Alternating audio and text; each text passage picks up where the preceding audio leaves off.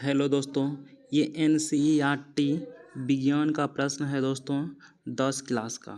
और दोस्तों मैं BPSC TRE4 बिहार टीचर बहाली के लिए दोस्तों पढ़ाते हैं।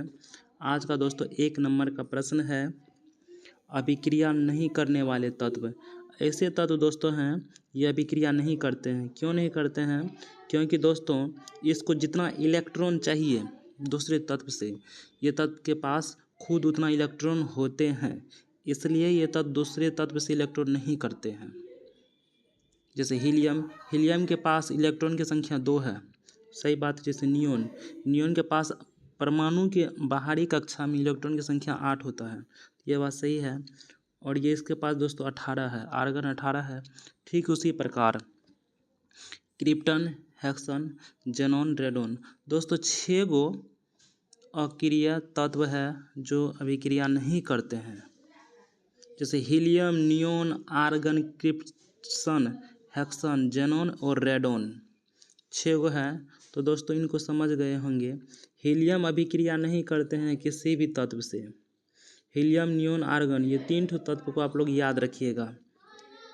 क्रिप्टन 4 को याद कर लीजिएगा, क्या पता परीक्षा में आ जाए। नेक्स्ट प्रश्न पढ़ते हैं, आयनिक यौगिक का गुण। तो दोस्तों आयनिक यौगिक जो है धनात्मक हो सकता है और दोस्तों ऋणात्मक हो सकता है। धनात्मक ऋणात्मक हो सकता है। मजबूत आकर्षण बल होते हैं। आयनिक यौगिक में मजबूत आकर्षण बल होते हैं। ठोस एवं थोड़े कठोर होते हैं। बहुत नहीं, थोड़ा कठोर होता है। क्वथनांक और गलनांक अधिक होता है, इस बात को याद रखिएगा। जल में घुलनशील है। और ये क्या होते हैं दोस्तों? आयनिक यौगिक जल में घुलनशील होते हैं। विद्युत चालकता, इससे दोस्तों विद्युत गमन कर सकते हैं। और दोस्तों याद रखिएगा, तेल में घुलनशील नहीं है, चाहे वो सरसों का तेल हो, केरोसिन का तेल हो या पेट्रोल डीजल हो, इसमें आयनिक यौगिक घुलनशील नहीं है। थोड़े कठोर है, इस बात को, ये बहुत कठोर नहीं है दोस्तों, थोड़ा कठोर होता है, इस बात को दोस्तों याद रखिएगा। नेक्स्ट प्रश्न है, पृथ्वी की भूपर्पट्टी में प्राकृतिक रूप से पाए जाने वाले तत्व को खनिज कहते हैं, इस बात को याद रखिएगा। नेक्स्ट प्रश्न है, कुछ धातु स्वतंत्र रूप में पाए जाते हैं यौगिक के रूप में, जैसे सोना, चांदी, प्लेटिनम। क्यों दोस्तों ये स्वतंत्र अवस्था में पाए जाते हैं? क्योंकि दोस्तों ये धातु जो है अभिक्रिया नहीं करते हैं। ये दोस्तों बहुत कम अभिक्रियाशील धातु है, इसलिए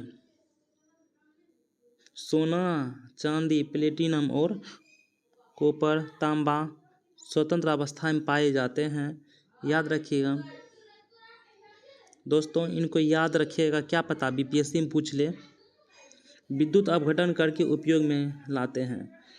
जो धातु दोस्तों कम क्रियाशील है, ये सब धातु, तो इसको विद्युत अपघटन करके उपयोग में लाते हैं, इनको याद कर लीजिएगा। नेक्स्ट प्रश्न है,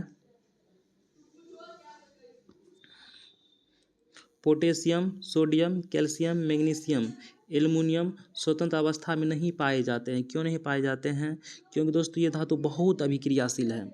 जैसे ये ऑक्सीजन से अभिक्रिया कर लेते हैं, वायु से अभिक्रिया करके जलने लगते हैं। पोटेशियम, सोडियम बहुत अभिक्रियाशील है, इसलिए दोस्तों ये स्वतंत्र अवस्था में नहीं पाए जाते हैं। कार्बन के उपयोग से अपघटन करके उपयोग में लाते हैं, इसको कार्बन के दोबारा इसको अलग किए जाते हैं। नेक्स्ट प्रश्न है, जिंक, लोहा, सीसा मध्यम क्रियाशील धातु है। जो पृथ्वी की भूपट्टी में ऑक्साइड, सल्फाइड या कार्बोनेट के रूप में पाया जाता है, ये सब दोस्तों मध्यम क्रियाशील धातु है। न अधिक क्रियाशील धातु है, न कम क्रियाशील धातु है।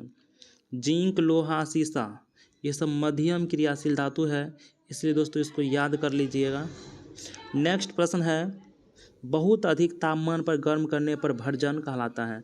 अगर दोस्तों जिस तत्व को हम लोग बहुत गर्म करेंगे और गर्म करने के बाद उसको शुद्ध रूप में लाएंगे, उसको भर्जन कहते हैं, इस बात को याद रखिएगा। धातु को मध्यम ताप पर गर्म करना निस्तापन कहते हैं। धातु को मध्यम ताप पर गर्म करना, उससे धातु प्राप्त करते हैं, उसको तापन कहते हैं, इसको याद रखिएगा। नेक्स्ट प्रश्न है सोडियम कैल्शियम, जो ये है दोस्तों सोडियम कैल्शियम एल्यूमिनियम आदि अपचायक के रूप में पाया जाता है। इसको दोस्तों अपचायक पूछा जा सकता है। नेक्स्ट प्रश्न पढ़ते हैं, धातु ऑक्साइड को गर्म करके धातु प्राप्त किया जाता है। धातु ऑक्साइड को गर्म करके धातु प्राप्त किया जाता है। जैसे रेल की पटरी को दोस्तों जोड़ते हैं, उसको क्या कहते हैं दोस्तों? रेल की जो पटरी होते हैं ऐसे करके ये बीच में दोस्तों जहाँ पर लोहा ख़त्म होते हैं, बीच में जो जोड़ते हैं यहाँ पर, इसको क्या कहते हैं? थर्मिट अभिक्रिया। थर्मिट अभिक्रिया के दोस्त करके रेल पटरी को जोड़ते हैं, बड़े बड़े लोहा को जोड़ते हैं, बीच में ज्वाइंट करते हैं थर्मिट अभिक्रिया के द्वारा। तो दोस्तों बीपीएससी में थर्मिट अभिक्रिया पूछा जाएगा, अपचायक पूछा जाएगा, निष्पादन पूछा जाएगा, भर्जन पूछा जाएगा। और दोस्तों ये ऑक्साइड जैसे दोस्तों जिंक, लोहा, सीसा मध्यम क्रियाशील धातु हैं जो पृथ्वी की भूपट्टी में ऑक्साइड सल्फाइड कार्बोनेट के रूप में पाया जाता है।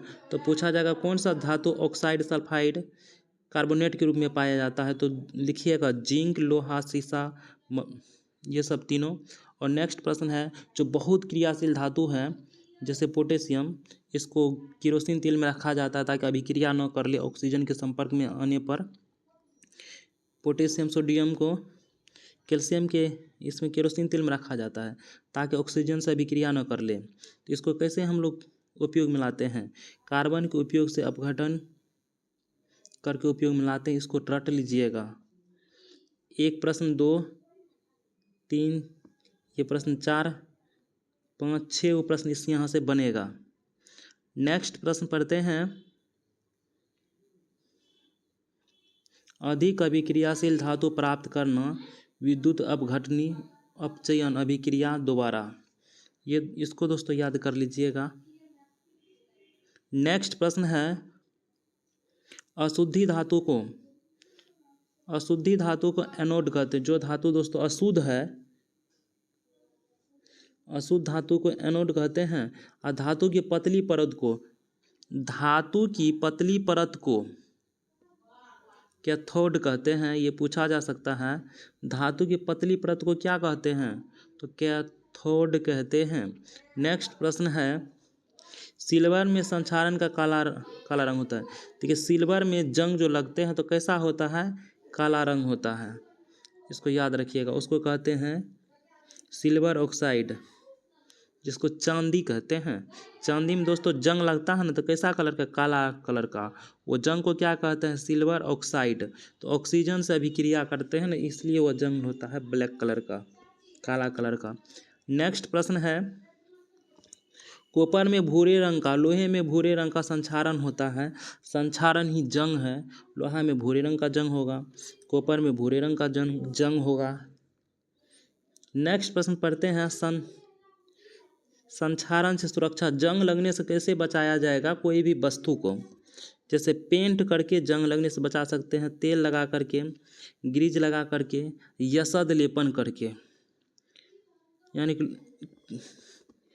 लोहे की वस्तुओं पर जस्ता की परत, लोहे की वस्तु पर जंग न लगे उस पर जस्ता की परत चढ़ाया जाता है। और क्रोमियम लेपन करके, एनोडीकरण करके या मिश्र धातु बना करके उसको जंग लगने से बचाया जा सकता है। दोस्तों करते हैं वीडियो को ख़त्म। जहां नहीं समझे हैं वीडियो को दोस्तों फिर से देख लीजिएगा।